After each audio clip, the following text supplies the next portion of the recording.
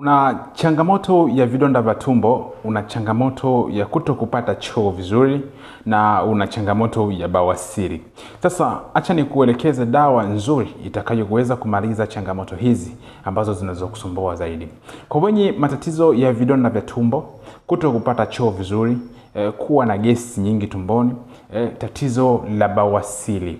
Vidonda vya tumbo vyenyewe, kwa wale wenye vidonda vya tumbo, kwanza utasikia kwamba tumbo linakuwa linajaa sana gesi, kupata maumivu ya tumbo mara kwa mara, tumbo kuwaka moto, wakati mwingine kuhisi kiungulia, huwa kinasumbua sana, kuto kupata ile hamu ya kula.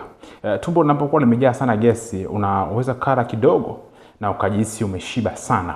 Kuna wakati mwingine inaweza kujikuta kwamba usile kabisa, japokuwa unaweza kupita kama saa 12 haujala na ukashindwa kula pia vile vile kwa sababu tumbo limejaa gesi. Na kutokana na hivyo inaweza kusababishia kuweza kupata maumivu ya tumbo, na wakati mwingine kuwa na kiungulia sana mara kwa mara, na hata mmeng'enyo wa chakula kuto kufanya kazi vizuri. Hivyo inaweza kusababishia kupata choo kigumu ama kupata choo kwa shida.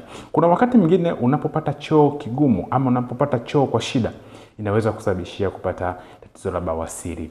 Tatizo la vidonda vya tumbo na tatizo la bawasiri lina uwiano. Unaweza ukawa na tatizo la vidonda vya tumbo na ukapata tatizo la bawasiri. Ila kuna wakati mwingine unaweza kupata tatizo la bawasiri bila ya kuwa na tatizo la vidonda vya tumbo.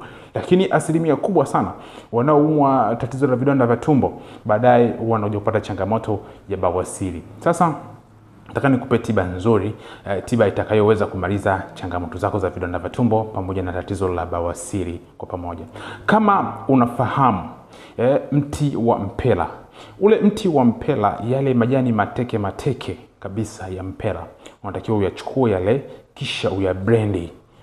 Ukisha brendi vizuri kabisa. Lakini pia kabla ya kubrendi unatakiwa uyaoshe au uyasafishe vizuri ili uweze kuondoa baadhi ya bakteria katika majani hayo. Ikiwezekana pia safisha na maji ya moto ama maji ya uvuguvugu.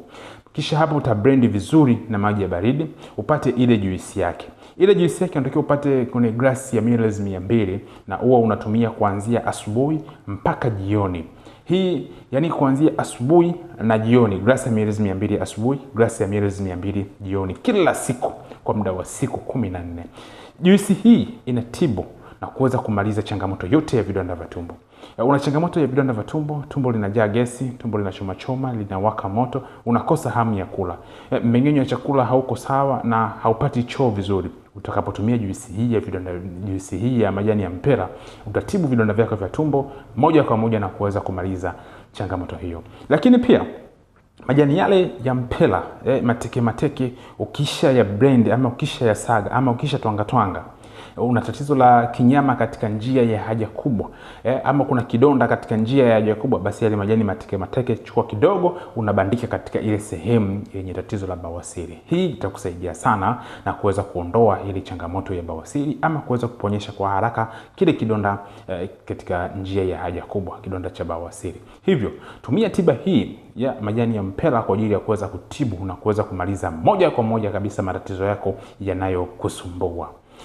Nadhani utakuwa umefahamu zaidi ama umeelewa zaidi kupitia somo la majani ya mpela katika upande wa tiba za asili, tiba na mimea katika kuweza kutibu changamoto zako za vidonda vya tumbo pamoja na bawasiri.